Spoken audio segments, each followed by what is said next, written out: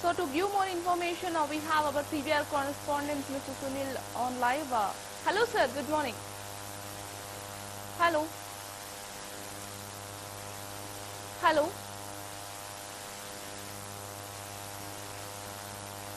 Good evening sir. Good evening. Sir, good morning sir. Good morning. So what are the trends you are witnessing in Dubbaka by-election sir?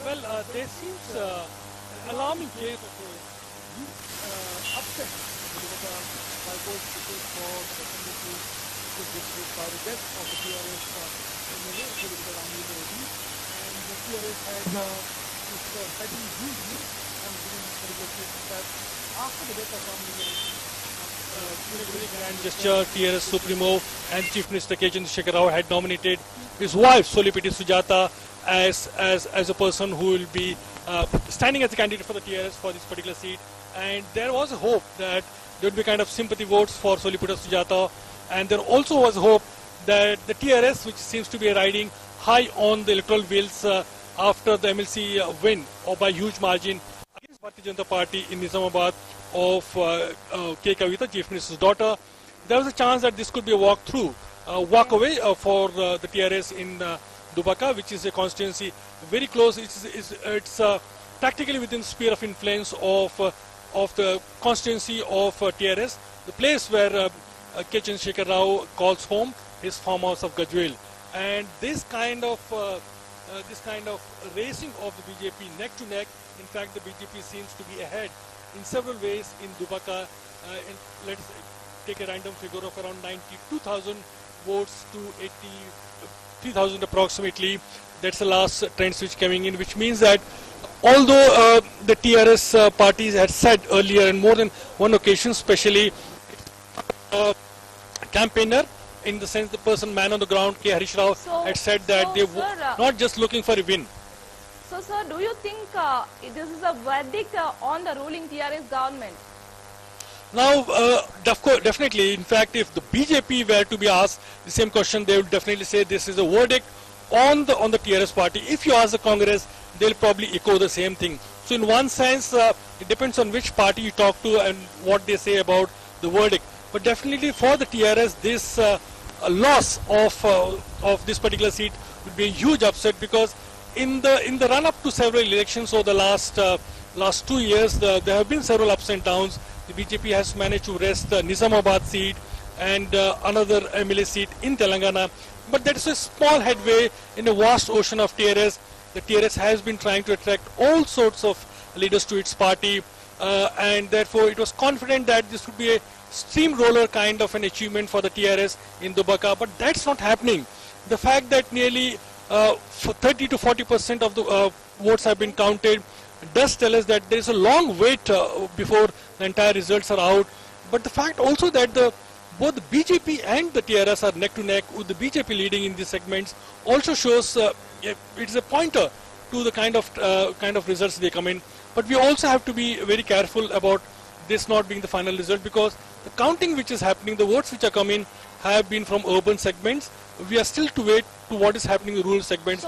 But on the ground, we are also told that several among the farming communities, especially among the rural population, are not really happy with the kind of promises made, the kind of promises broken by the TRS in the rural segment, and therefore, although the votes in the rural areas have not been counted, there is a chance that the rural vote counting will also follow a trend which has been seen in urban trend, in the sense that BJP is ahead of the TRS in the Dubbaka assembly bypoll counting.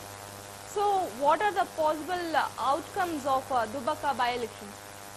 So one possible outcome is that the BJP will win the particular seat, not by a huge margin, because TRS of course has been betting on its solid ground level support of its cadre for the Bharatiya Janata Party, which is a new party relatively in terms of Telangana, in terms of its cadre, especially in rural Telangana. Of course, in urban pockets, it has had a strong presence for several years. But in rural pockets like Dubbaka, the party infrastructure is still not fully geared up, and in vis-a-vis the TRS. So for the BJP to actually race ahead and be neck to neck to the TRS is a big victory. So even if the BJP doesn't win this particular seat, they are surely going to pat themselves on the back. The leadership is also going to be extremely proud of the fact that they managed to give the TRS a run for the money, and if it does win, it will have a kind of spiral effect on the TRS. There could be several voices of discordancy within the TRS. Also, we could see that the Congress and the Bharatiya Janata Party will perhaps be gladdened by this kind of reversal of the TRS fortunes in Telangana, and they may try to utilize this for the upcoming elections, especially for the GHMC elections, which are going to happen in January. Of course, the effect will be only slight, but the fact that this could energize opposition parties, especially the Congress and the TRS, especially the Congress, which has been in house of disarray, that could be the kind of political fallout of this particular victory. We are still waiting for more than 60% of the votes to be counted. Most of the votes which have been counted are from the urban segments. But once the counting from the rural segment also, the results come in, we probably have a more clear picture. And the trends in the rural segment will give a true indicator of which party stands to win the Dubbaka by-election. So, well, an interesting fact, it's a fight in Telangana between BJP and TRS in this bypoll. So, yes, the Bharatiya Janata Party is of course leading. Yeah.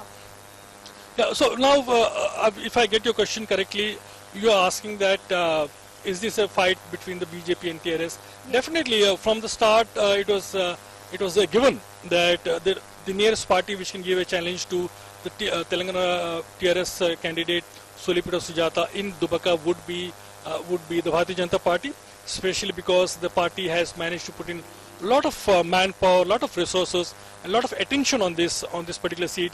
We have had the Home Minister also coming in right after Raghunandan Rao Raghunandan Rao and the BJP cadre was put under house arrest in both in Hyderabad, in Dubbaka, in Sudipet and Karimnagar, after the revelation of cash being seized by the police. Now that kind of hangama which the BJP managed has to produce, the kind of visual impact, that of course would have had impact on the electorate.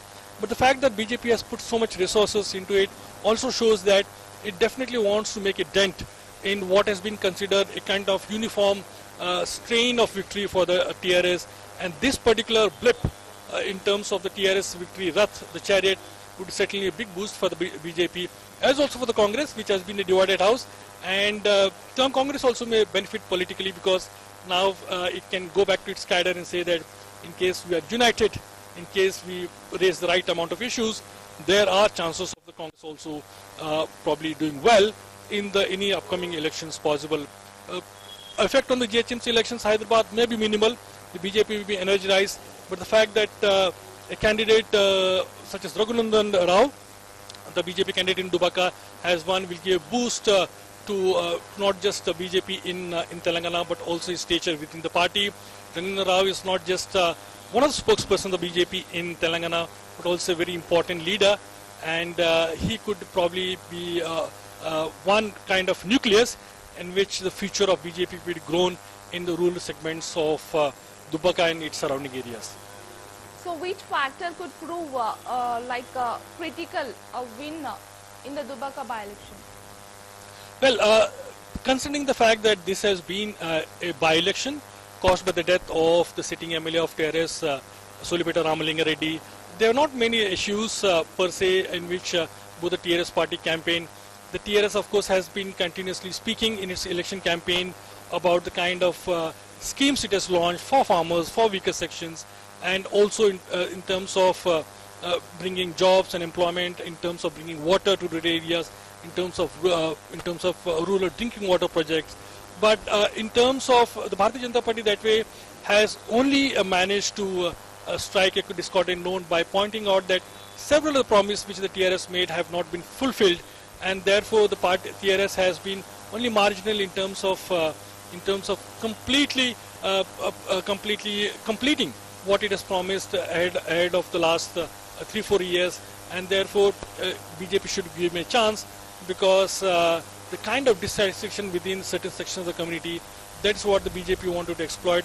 Congress, of course, candidate was hoping that he would manage to garner the votes of the Reddy community, the farming community behind him. That has not really been possible, and the Congress is coming a weak third in the entire counting in Dubbaka.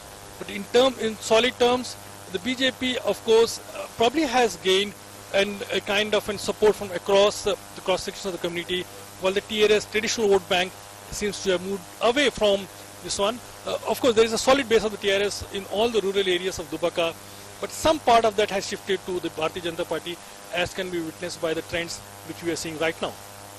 So do you think people are definitely looking for a change in the constituency?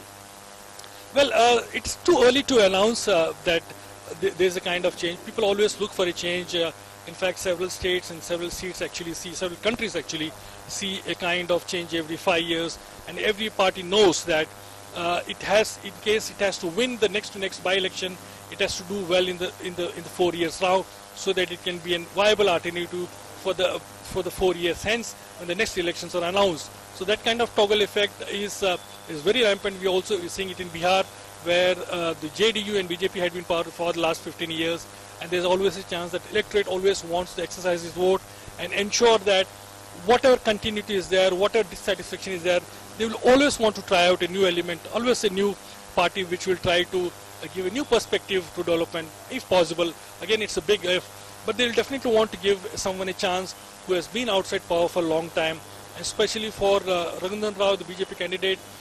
He's not a big presence in Dubbaka, but the fact that the electorate may decide to punish the TRS, that could be one factor in which the BJP could put extra votes in the BJP kitty, and that's what it seems to be happening in Dubbaka right now. So is BJP slowly turning into a major political power in Telangana?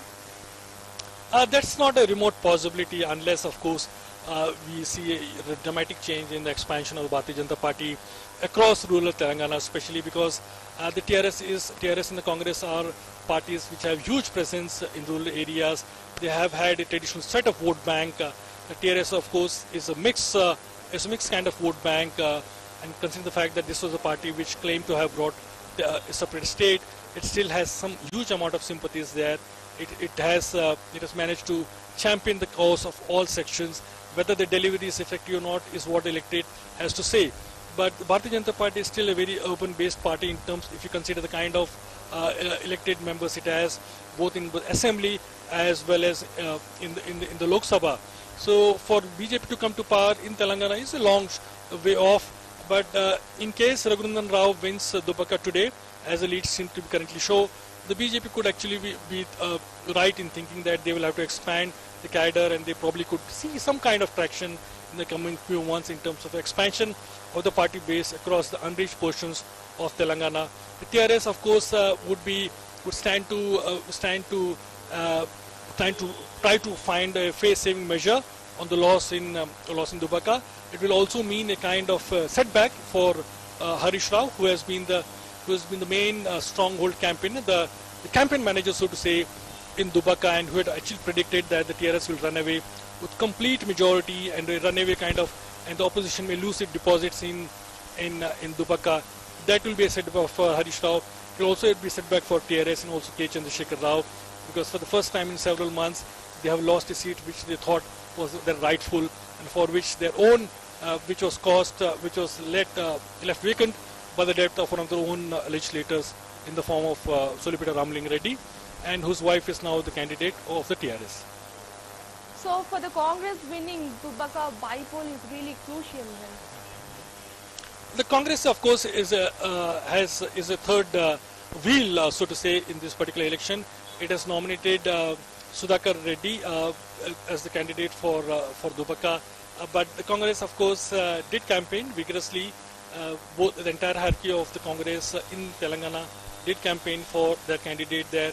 But from the start, the Congress has been a divided house, not just ahead of the Dubbaka elections, but also in other constituencies. There has been a lot of fighting. In fact, a couple of weeks ago, when we spoke to Punalla Lakshmaya, who is one of the main leaders from Jangav and former PCC president, he said that there were differences. He did admit that there were differences within the Congress, and therefore the option now for the Congress is to patch up the differences, come together, and present a viable alternative. But again, Congress has always had a traditional vote bank, and provided the other parties fail utterly, that kind of vote bank doesn't really energize and vote for the Congress. But in case the TRS and both the BJP fail utterly and there's no alternative, the chances of the Congress coming back to power are strong. But that's not happening in the current scheme of things. And right now in Dubbaka at least it's a TRS or BJP versus TRS battle, as clearly seen by the kind of votes which are being, the kind of results which are coming in. So how coronavirus have impacted in this Bihar assembly election? Bihar is of course an interesting proposition, and my colleague Tapan will also be speaking in a short while in it. Bihar of course has seen a small mini upset because the RJD was expected to be a second rung party, but it has managed to race ahead of the NDA alliance of JDU. Bharatiya Janata Party is doing extremely well, but the JDU, which has been in power for the last 15 years, is not doing too bad altogether. They are of course running behind this one, and we can see a kind of the JDU kind of Mahagathbandhan, which includes the RJD and the Congress and several other parties, reaching the magic figure to form the government. But the kind of the closeness between the votes which the Mahagathbandhan of RJD and Congress and Tejasvi Pratap has earned vis-a-vis what the NDA has earned is pretty close, and the last word is not heard on who will form the government. Of course, Tejasvi Pratap Yadav may steamroll and he will be the first claimant to the throne in Bihar of the Chief Minister. But in the coming days, it remains to be seen if he can still manage to bring this five-party coalition together and continuing for at least for the next 5 years, because this is a five-party coalition. Remember, it is Congress, it has got the RJD, and has got other communist parties also. And should one alliance partner feel differently, there are chances of that alliance partner of the Mahagathbandhan withdraw. Tejasvi Pratap Yadav is still is a new entity. He has not become Chief Minister anytime. He has the experience as his father, but his father is in jail, and for him to carry on the mantle of an alliance may be rather not so easy a task as of now. He is definitely the Gathbandhan is definitely done a good thing by nominating him as the Chief Minister candidate, but whether he still managed to carry forward the entire Gathbandhan in the process of government formation and also running the government, that's a big if, and all the parties are closely watching, especially the Congress and the communist parties, which are finally seeing a ray of light in the fact that after 15 years of JDU and NDA, they managed to share power, and definitely every party in Bihar would want a piece of the cake, so to say, in Bihar. And it depends, and the man who is probably be responsible for steering this entire Gathbandhan as a probable Chief Minister of Bihar is still a newbie in one sense. He has his father to guide him, but whether he's managed to have the political experience and pragmatism to carry the entire coalition together, that still remains to be seen. So, finally, what have you noticed in the Dubbaka election? Well, Dubbaka, of course, would be an interesting experiment, and I'm sure political pundits will probably be wondering as to what has happened, and a huge amount of analysis, and this result could definitely have a lot of repercussions and a lot of mention across the country, because the fact that the BJP has managed to win in a southern state and against all odds, so definitely the results of this particular, the impact of these results won't be just limited to Telangana. We could see a lot of mention of this particular result across the country in case Bharatiya Janata Party wins, which is the trend show right of now, but you never know, it may change also. And this result could be juxtaposed with the result in Bihar, where of course the non-BJP alliance of Mahagathbandhan is racing towards power, and so this kind of juxtaposition of a win in Telangana, a minor win in Telangana assembly seat versus the formation of a government in Bihar, those two issues could be juxtaposed. The magnitude is different, but the fact that they happen in such disparate conditions is something which will be the talking point throughout the day and probably in the coming days also. So as we can see, a more number of Yadavs and Muslims are in a majority in this constituency. Hello. Yes, Gitika. Yeah, as we can see, the more number of Yadavs as well as Muslims are in this constituency, right? Majority people are... I couldn't get your question. The majority, like Yadavs and Muslims, are there in this constituency. Yeah, well, Bihar has, if you're talking about the Bihar asylum polls, there are several sections, and the RJD especially is a party which has managed under Lalu Prasad Yadav's long reign as the Chief Minister of Bihar of nearly 12 years, managed to stitch together this coalition of the Yadav community and the Muslim community. One is the OBC community, one is an open plus OBC community, and together they have formed the government. It's kind of an uneasy coalition which has seen, as the BJP always likes to claim, and it has been continuously claiming, a kind of jungle raj in which there was utter lawlessness, lack of administration, and several scams. In fact, one of the scams is a fodder scam under which the former chief minister and the former chief of the RJD, Lalu Prasad Yadav, is in jail. Now, of course, on the other side, there is the anti-incumbency factor, the fact that Nitish Kumar came into power after this era of lawlessness, which was actually accompanied by the rule of RJD and Lalu Prasad Yadav, and Congress, in fact, the BJP had been warning the electorate not to vote. That was the single point of agenda. Let's not vote Jungle Raj back in. But again, the voters and the people who are voting actually have other things to consider. They are looking for unemployment, and I think, Geetika, unemployment is the biggest factor, which will probably will not bring Nitish back to power in Bihar. So right, thank you so much. Thank you so much for joining us. For more information, we'll be contacting you.